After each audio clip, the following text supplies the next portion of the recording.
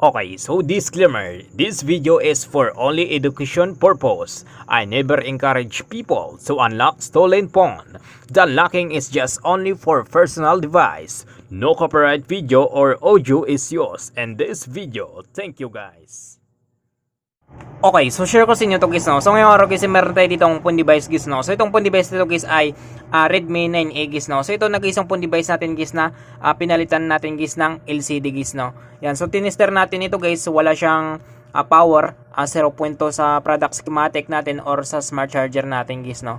So naano natin dito guys, na test natin guys na LCD guys yung sira guys ng phone device na ito guys, no. So yung ginawa natin dito guys ay pinalitan natin guys ng bagong LCD guys, no. At nag-display na guys yung bagong LCD nito guys. So ito guys yung ni-shock natin guys, no, or gin-activate natin guys yung battery nito guys, no, sa active panel natin guys. At nag-normal guys yung reading niya guys, no, sa ating product schematic or sa ating smart charger guys, no. So, pinalitan natin ng bagong LCD at binalik na natin guys sa may-ari. Ang problema lang dito guys ay ni-hard reset niya guys, no. So, hindi niya alam guys yung, or nakalimutan niya na guys yung password guys ng phone device nito guys, no. So, yung ginawa niya dito guys, ni-hard reset niya guys, no. So, sa pagkakaakala niya guys ay matanggal niya guys yung password guys ng phone device na ito guys, no. So, natanggal niya guys yung password nito. Ang problema lang ay nagkaroon siya guys ng Google security guys, no, yung phone device nito guys. So makita nyo guys, may dito guys sa taas guys, meron siyang lock guys, no. Yan, so makita nyo guys may lock. So ibig sabihin guys ay meron nito guys Google security guys, no. So binalik natin at binalik yan naman sa atin guys, no, kasi nga tanggal yan na daw ito guys yung security guys ng phone device nito guys, no, or yung Google security nito guys. Yan, so ang gagawin natin ay gagamit na tayo dito guys ng software natin guys, no, dito guys sa ating laptop natin guys. Yan, so ang gagawin natin dito guys ay i-power off muna natin. So ang specs pala nito guys ay MediaTek pala ito guys, no. So naka ano siya guys, naka ibang lengguwahe. So wait lang guys. So English US tayo. Yan, so power off natin. Yan. So ang gagawin natin dito guys ay tatanggalin na natin guys yung Google security nito guys, no. So kaya para matanggal natin guys, kailangan natin dito guys ng connector natin guys, no, at ng laptop natin at software natin guys, no. So saksak na natin ito guys yung connector natin dito guys sa port ng laptop natin guys, no. Yan. So dito guys ay na power off na natin guys yung phone device nito guys, no. So dito guys ang gagawin natin, so dahil ito guys ay MediaTek, ay i-click natin dito guys yung MediaTek nito guys, no. So click natin yan.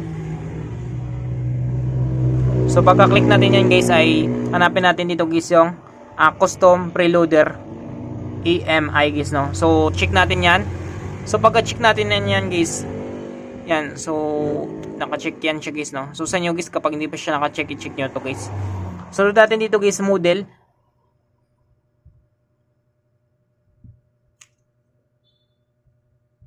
So wait lang guys, no. So parang naglalag guys yung ano natin. Yan.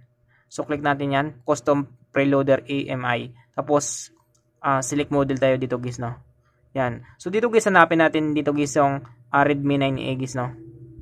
So sa baba ito guys. So hanapin natin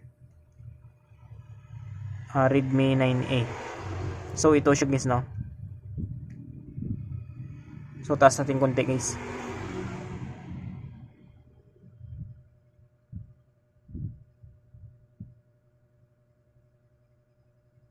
Yan. So dito guys yung gagamitin natin dito guys na pang FRP guys ay ito guys, no. So Redmi 9A. Redmi 9A Dandelion 12.0 16.0 CN guys, no. So ito guys yung gagamitin natin guys pang FRP guys. Yan. So click natin yan. So ayusin na natin camera natin. So click natin, sunod natin guys ay i-click natin ito guys yung erase FRP guys, no. So click natin yan. Sunod natin dito guys yung key nito guys, no, or yung susi nito guys ay volume down at volume up guys, no. So pagsabayin natin. So subukan natin guys, no, kapag ma-read guys ng tools natin guys. Yan, so ayusin na natin. So yung key natin guys ay volume up and down guys, no. So hold tayo diyan, volume up and down. Tapos saksak tayo dito guys ng connector natin guys, no. Subukan natin. Yan. So nagre-read na yan siya guys, no. Subukan natin guys kapag matanggal guys yung FRP niya guys, no, or yung factory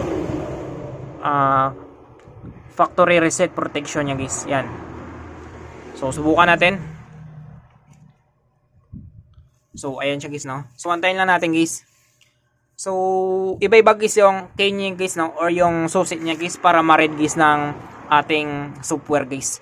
So sa mga naka-ano naman guys, sa mga naka-SPD ay pwede kayong gumamit guys ng key nyo guys, no, or yung susi nyo guys. So volume up kapag SPD guys, no. So kapag hindi makuha guys sa volume up, so kailangan nyo guys i-test-point guys, no, sa pads guys ng motherboard guys ng phone device natin guys. Yan. So kapag MTK naman guys, so yung hawak natin kasi na unit guys ay MTK. So yung susi niya guys or yung key niya guys, no, ay volume down and up guys, no. So pagsabay lang nyo. So hold nyo dalawa tapos saksak guys ng connector guys, no. Yan. Sunod naman natin yung mga ano naman guys, yung mga Kirin chipset. Mga Kirin chipset guys, no. Yan yung guys, yung mga test point naman yan siya guys. So mga Snapdragon ay Snapdragon, Qualcomm, Kirin yan. So mga test point yan siya guys, no. Yung mga ganyang chipset guys. Yan. So subukan natin.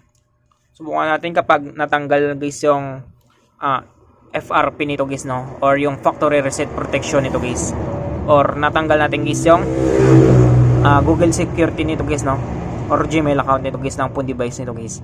So dito guys ay click na natin guys yung English United States. Yan, so language tayo, so English lang tayo. So click natin yan. So subukan natin. So choose your region, so Philippines tayo guys, no. Yan. So terms and condition, so i-agree lang natin dito guys. Tapos click natin nito guys yung next nito guys. Yan. Checking for SIM card. So skip lang natin yan. So connect to network, skip lang natin. So yung ginawa kasi dito guys ng owner nito guys ng phone device nito guys ay ni hard reset niya guys, no. So yung pagkaakala niya guys na wala nang security ito guys kapag na-reset na ito guys yung unit nito guys, no.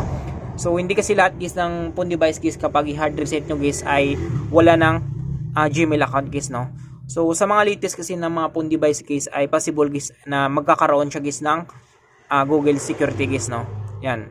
So nakadepende yan siya guys sa mga unit guys, no. So click natin guys yung accept na yan. So click natin yung accept. So antayin natin. So skip natin. So next tayo. So agree lang tayo.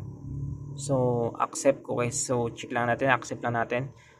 So dito guys, pwede kayong mamili dito guys, select default launcher guys, no. So classic, kung gusto niyo classic, pwede ding app drawer. So sa akin dito guys ay piliin ko lang dito guys yung classic guys, no. So next tayo. So setup complete guys, no.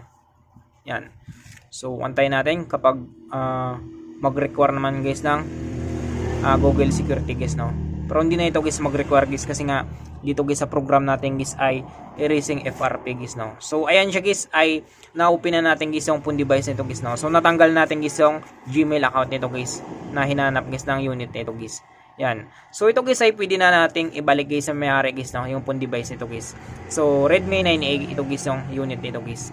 Yan. So I hope guys na makatulong sa inyo itong video tutorial natin. Sa mga bago pa lang sa ating channel guys, no, huwag natin kalimutan guys i-click guys yung subscribe at yung notification bell button para ma-update ko kayo guys sa susunod natin guys na video tutorial. Thank you guys and God bless sa lahat.